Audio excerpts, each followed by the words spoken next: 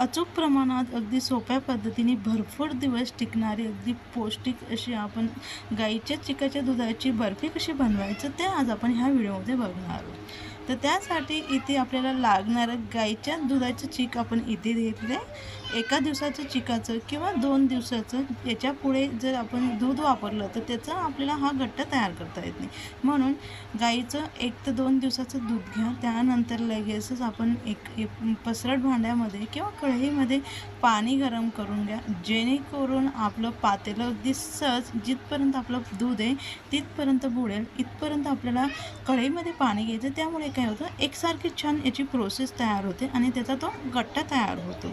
तर इथे मी पाणी हलकंसं गरम करून घेतले. लगेचच ते पातेलं ठेवून त्यावरती आता आपल्याला झाकण हे ठेवून घ्यायचं आहे.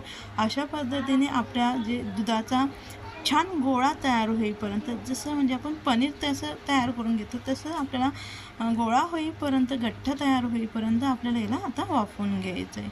तर मंद आचेवरती कमीत कमी मी 5 मिनटं याला वाफवून घेतले. त्यानंतर हलकंसं आपल्याला याला गार करून घ्यायचं आहे आणि त्यानंतर आपल्याला याच्यावरचं झाकण हे काढून घ्यायचं आहे. तर अगदी परफेक्ट असा आपला हा चिकाचा गोळा तयार झाला आहे. हाताने तुम्ही बघा, अजिबात आपल्याला मऊ वगैरे लागत नाही. अगदी कडक जसं रबर आपलं तयार असतं तसंच म्हणजे पनीरसारखा आपला हा गोळा तयार होतो. तर याला पूर्णपणे गार करून घ्यायचं आहे आणि त्यानंतर लगेचच आपण आता हे पातेलं काढून साईडला ठेवून घेऊया. तर साईडला घेतल्यानंतर लगेच जर तुमचं जे दुधाचा गोळा असेल तर तो सहज निघत असेल तर तुम्ही डायरेक्ट काढून घ्या. नसेल निघत तर काय करायचं, चारही बाजूने आपल्याला आता सुरीने या पद्धतीने त्याला व्यवस्थित मोकळं करून घ्यायचं आहे, जेणेकरून याचे जे पीसेस किंवा हा गोळा अगदी सहज पातेल्यातनं निघेल आणि त्यानंतर आपल्याला त्याला व्यवस्थित किसता येईल. अगदी छोटे छोटे जर आपण तुकडे याचे काढून घेतले ना, त्यामुळे आपल्याला किसताना थोडासा त्रास होतो. म्हणून मी काय केलं आहे, एकाचे म्हणजे 4 भाग करून व्यवस्थित आपल्याला पूर्ण गोळा याचा काढून घ्यायचा आहे. अगदी सहज निघतो, अजिबात तळाशी लागत वगैरे नाही. अगदी सहज आपल्याला हा गोळा काढता येतो. तर सुरीच्या सहाय्याने अगदी अलगद असा आपला हा गोळा निघाला आहे. जसं आपलं पनीर तयार होतो अगदी तसंच याचा गोळा हा अशा पद्धतीचा हा तयार होतो. वाफवून झाल्यानंतर अगदी परफेक्ट असा आपला हा गोळा तयार झाला आहे. 1 किंवा 2 दिवसाचा दुधाचा आपण यासाठी वापर करून घेऊ शकतो. त्यानंतर एक पसरट भांडं घ्या. त्यामध्ये आपली जी खोबरं किसण्याची किसणी असते त्या किसणीच्या सहाय्याने आता आपल्याला हे चीकचा जो गोळा आहे तो आपल्याला किसून घ्यायचा आहे. अशा पद्धतीने आपल्याला याचं किस तयार करून घ्यायचं. जेवढं छान लांबसर किस तयार होईल तेवढी छान अशी आपली बर्फी देखील ती तयार होते.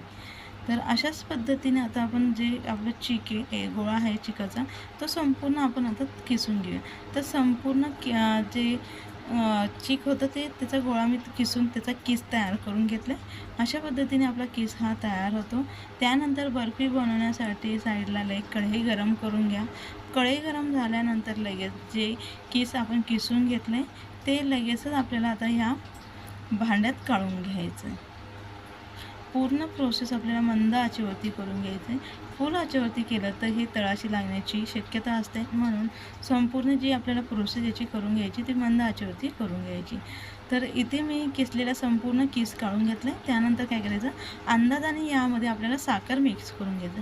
साखरेचं प्रमाण थोडंफार कमी जास्ती झालं तरी काही हरकत नाही. जर आपल्याकडे जास्ती गोड खाल्लं जात असेल तर साखरेचं प्रमाण आपण जास्ती घातलं तरी काही हरकत नाही.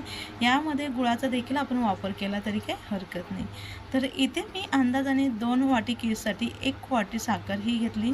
साखर घेतल्यानंतर साखर आपल्याला याला व्यवस्थित मिक्स करायचं आहे.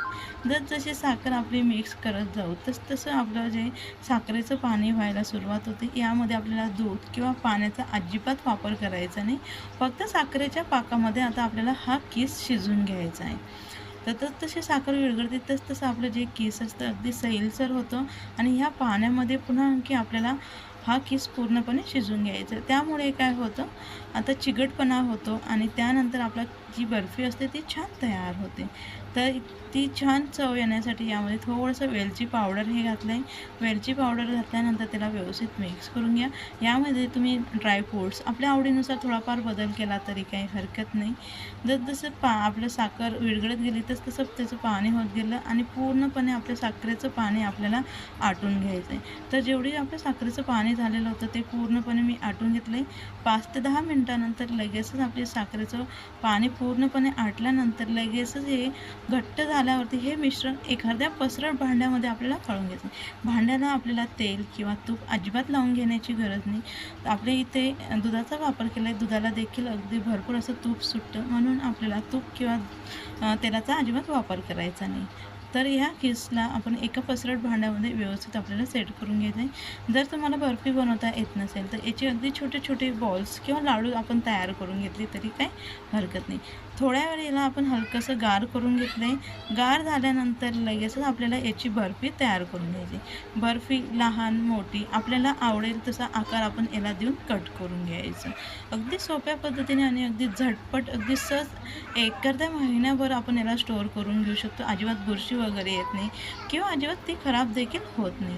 जशी आपली बर्फी खोबऱ्याची बर्फी असते अगदी तशीच अगदी छान चविष्ट ही बर्फी आणि अगदी पौष्टिक अशी ती तयार होते. व्हिडिओ आवडला असेल तर नक्की व्हिडिओला लाईक करा, शेअर करा, कमेंट्स करा, चॅनलला सबस्क्राईब करायला विसरू नका, जेणेकरून नवनवीन व्हिडिओ अपलोड केले